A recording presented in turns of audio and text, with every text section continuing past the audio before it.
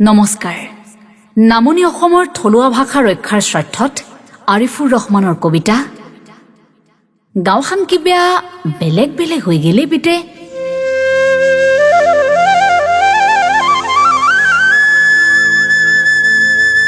গাঁওখন কিবা বেলেগ বেলেগ হলে পিতে, আকলাই গাঁওখনে নহয় পিতে।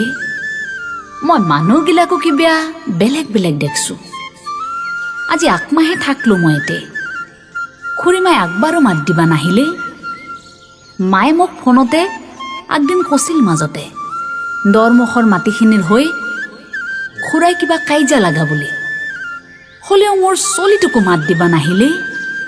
মানুহগিলা কিবা বেলেগ বেলেগ হৈ গেলে পিতে। বৰদেউতা বোলে এবাৰ বিহুতো নাহিল, আটাৰ বছেকি শ্ৰাদ্ধতো নাহিল বোলে। তোক আগতে কছলো নে মই এন্ধে আগদিন চব পাৰি যাব। বৰমাই মাজতে কৈছিল তই বোলে পইচা লাগলিহি ফোন কৰা হে হাতক। কেনে ইতা হাল বুই বুই ভাইৰে হাতক পঢ়োৱা। মানুহগিলা আৰু গাঁওখানো কিবা বেলেগ বেলেগ হৈ গেলে পিতে। এই পিতে পাঠশালা স্কুলখানত চলি নাই নেকি আজিকালি? অংগনবাদীখানতো বাইদেউগীতাকহি দেখা পাই আছো সদায়। আমাৰ লগৰ মনটোৱেহি কলাক মোক অলপ পইচা থাকা গিলাই চলি চব চকুত থকা প্ৰাইভেট স্কুলত দিছে বোলে। সি আৰু এটা কথা কলাকে শুনি বয়াও লাগছে। চৰকাৰী স্কুলৰ মাষ্টাৰৰ চলিও প্ৰাইভেটত দিছে বোলে।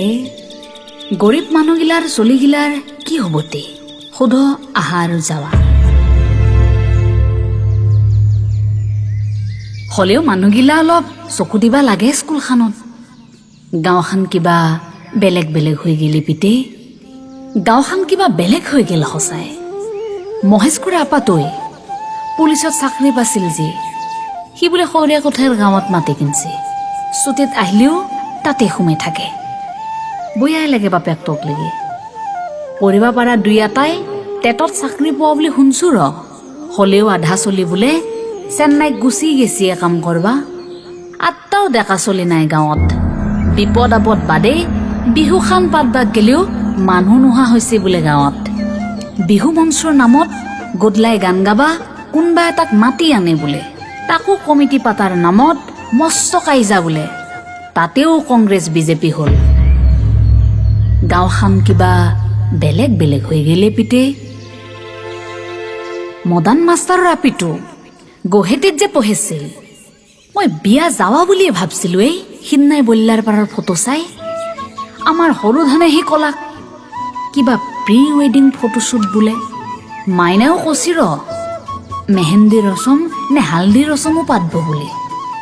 গাঁৱৰ মানুহ খবৰে দিয়া নাই বোলে। ভাগোৱা বনোৱা চব বাহিৰৰ মানুহ ভাড়াত আনব বোলে। গাঁওখান কিবা বেলেগ বেলেগ হৈ গেলে পিতে। পদ্ধিনাই মনোজ দাহঁতৰ তাত গেছলো। কাৱে নাই ঘৰত। বৰমাই ভাত বনাই আছে। বৌটো দিনটো ঘৰতে নাথকে বোলে। কিবা মিটিং আৰু গোটৰ কামত ঘূৰি ফুৰে। চলি পলি ওপৰত আগধানো গুৰুত্ব নাই। তাৰো দিনটো পুৱাৰ পৰা যোৱা গধলাই ঘৰ আহি পায়। মানুহ কিবা বেলেগ বেলেগ হৈ গেলে পিতে। মোহনৰ বৈনাকটো যে পলে গেছিল কোনবা মিস্ত্ৰীৰ লগত।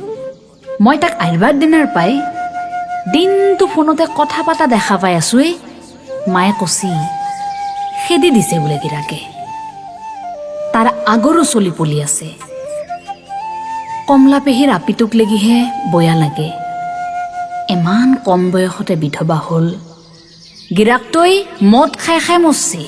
হলেও কি হ'ব, মই আহান্তে দেখছো ৰাস্তাৰ কাষত সেইখান বহি খাবা পৰা মদৰ দোকান দিছিয়ে পিতে। আধা বয়স নহন্তে মৰব দেখো চলি খোপা লিভাৰ নষ্ট হৈ। ঠিকাদাৰৰ আপায়ো পঢ়ি শুনি বেলেগ দোকান দিবা নল্লাক। চৰকাৰে দিবা দিলাক বুলি মদুৰ দোকানো দে না। গাঁওখান কিবা বেলেগ বেলেগ হৈ গেলে পিতে। আহাকালি ময়ো যাম দে পিতে।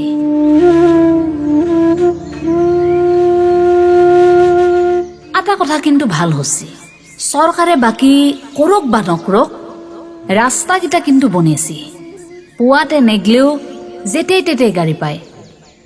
খুৰাহঁতৰ লগত আকৌ নালকিবি তই, বিপদে আপদে লাগবই ইহঁতক।